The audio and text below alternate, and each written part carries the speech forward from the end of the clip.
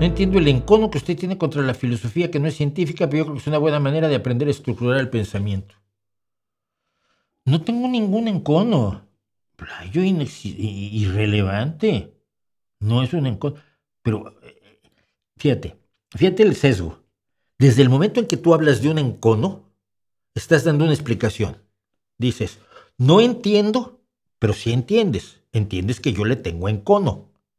Y lo que quieres es saber por qué le tengo encono. Si yo te digo no le tengo ningún encono a la filosofía, entonces te das cuenta cómo lo manejaste de manera absolutamente insidiosa, sesgada y tramposa. Yo no le tengo encono. Simplemente afirmo que no sirve para nada. Tú dices que es una buena manera de aprender a estructurar el pensamiento. ¿Cómo? Dime cómo. Yo te digo que la ciencia te permite estructurar el pensamiento. Yo te digo que el aprendizaje de la música te enseña a estructurar el pensamiento de cierta manera. Es más, te puedo dar estudios científicos, porque lo estaba yo viendo el otro día debido a mi hijo, sobre cómo el baloncesto aumenta la inteligencia. Es decir, ejercita la inteligencia la práctica del baloncesto por las características de este deporte en concreto. Me imagino que otros deportes así muy rápidos, donde la toma de decisiones es inmediata, deben tener las mismas características.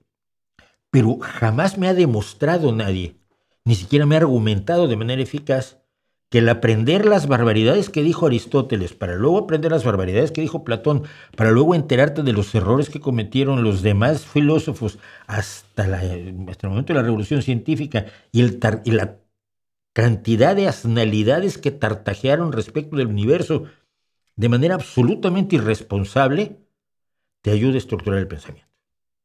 Te digo, Marcos Rey, hazlo tú.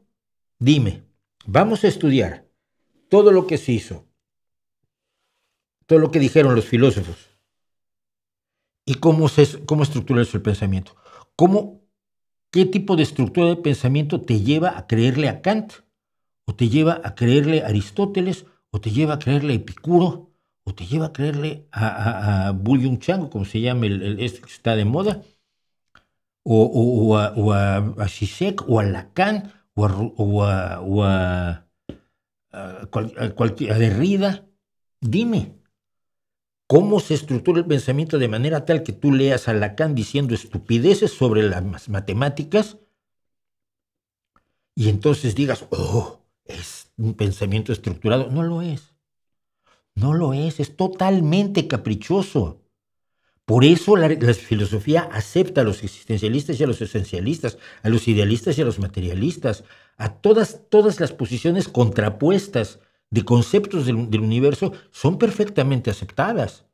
¿Qué estructura hay allí? Un pensamiento se estructura primero que nada con un criterio de verdad.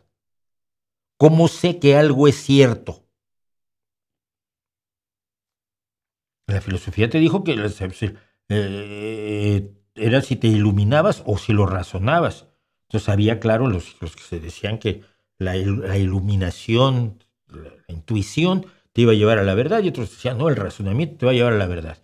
Luego resultó que estaban equivocados todos, que solo el conocimiento llevado a cabo, desarrollado con una serie de reglas razonables de verificación independiente de las afirmaciones, te permite realmente alcanzar el conocimiento. Eso es una estructura. Lo otro no es una estructura. Es el vale todo. Te doy la oportunidad. Escríbeme, Marcos, rvdsqs@gmail.com, y dime cómo el estudio de la historia de la filosofía me ayuda a mí a estructurar un pensamiento que no cometa los errores que ha cometido la filosofía. ¿Vale? Vale.